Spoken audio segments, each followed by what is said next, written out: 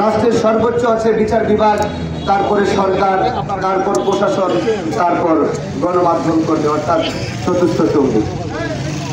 আপনারা দেখেছেন বিগত দিনগুলোতে সাংবাদিকরা সকল নির্যাতন নিপীড়ন সহ্য করার পরেও তারা থেমে থাকেনি, রাষ্ট্রের কল্যাণে মানুষের কল্যাণে কাজ করে যাচ্ছে।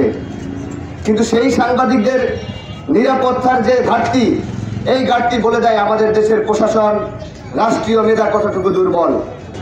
বাংলাদেশের সাগর রুনি সহ আজ পর্যন্ত যত সাংবাদিক হত্যা এবং নির্যাতন হয়েছে, অনতিবিলম্বে তাদের এই দ্রুত বিচার কার্যকর করা পর্যন্ত আমরা রাজপথে থাকবো, আমাদের আন্দোলন সংগ্রাম চালিয়ে যাব। আপনারা জানেন বিগত 17টি বছর সাংবাদিক নির্যাতন সহ শুরু করে এমন কোন নির্যাতন হয়নি যেটা বাংলাদেশে হয়নি।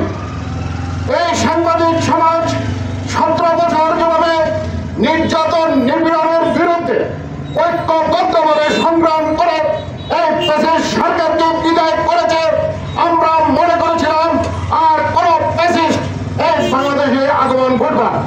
কিন্তু আমরা লক্ষ্য করেছি আগের চেয়েও ভয়াবহ এক ফ্যাসিস্ট চাঁদাবাজ যারা সাংবাদিকদেরকে সহ্য করতে পারে না, তারা এখন আমার সাংবাদিক হত্যায় মেতেছে।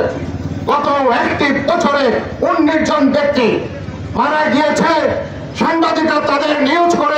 আসলে আমরা আজকে রাস্তায় দাঁড়িয়েছি আমরা আমাদের নিরাপত্তাহীনতার কারণে। যদি নিরাপত্তাহীনতা যদি না থাকতো তাহলে তুমি হত্যা হইতো না।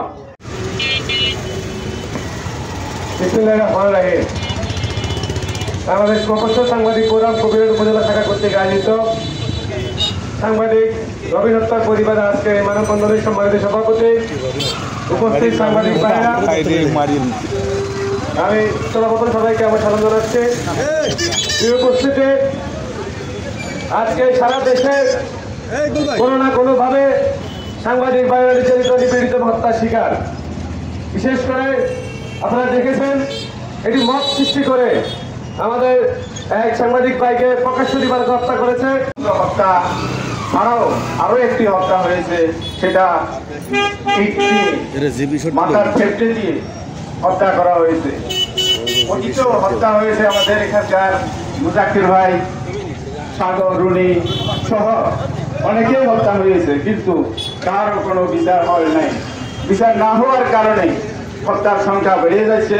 আমাদের সাংবাদিকদেরকে অনর্গল হত্যা হচ্ছে, কিন্তু আজও পর্যন্ত বিচার বিচ্ছিন্ন করার মতন সরকার কোনো পদক্ষেপ নেয় নাই। কিন্তু নতুন বাংলাদেশে আমরা দেখতে পাচ্ছি গুম খুন প্রকাশ্যে হত্যার মতো ঘটনাগুলো ঘটেছে।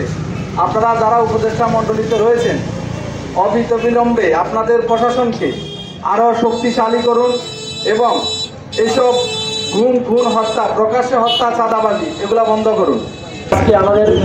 আজকে হৃদয়ে বলতে হয় আমাদের সহকর্মীদের গত 7 তারিখ সন্ধ্যায় একটি নিঃসঙ্গভাবে হত্যা করে করা হয়েছে। আততায়ীরা যে যাদের নির্দিষ্ট করে বলা হয়েছে, যাদেরকে পুলিশে দেখা হয়েছে। কিন্তু আমাদের এবং দ্বিতীয় মেসেজ এই গণমাধ্যম কর্মীদের জন্য, আমরা যখন বিভিন্ন জায়গায় আমরা প্রোগ্রামে যাই, আমার পাবলিক মনে করে আপনি পুলিশকে হাইওয়ে ব্যবহার করার জন্য সুযোগ দিয়েছেন, অ্যাম্বুলেন্স ব্যবহার করতে পারে, ফায়ার সার্ভিস ব্যবহার করতে পারে, তাহলে পুলিশ কেউ সাইরেন ব্যবহার করতে পারবে না, সাংবাদিক কেউ সাইরেন ব্যবহার করতে পারবে না, সাংবাদিকের গাড়িতে কেউ সাইরেন ব্যবহার করা যায়। এই দুটি দাবি রেখে আমি আমার সংক্ষিপ্ত আলোচনা শেষ করছি। ধন্যবাদ সবাইকে। সম্মানিত উপস্থিতি,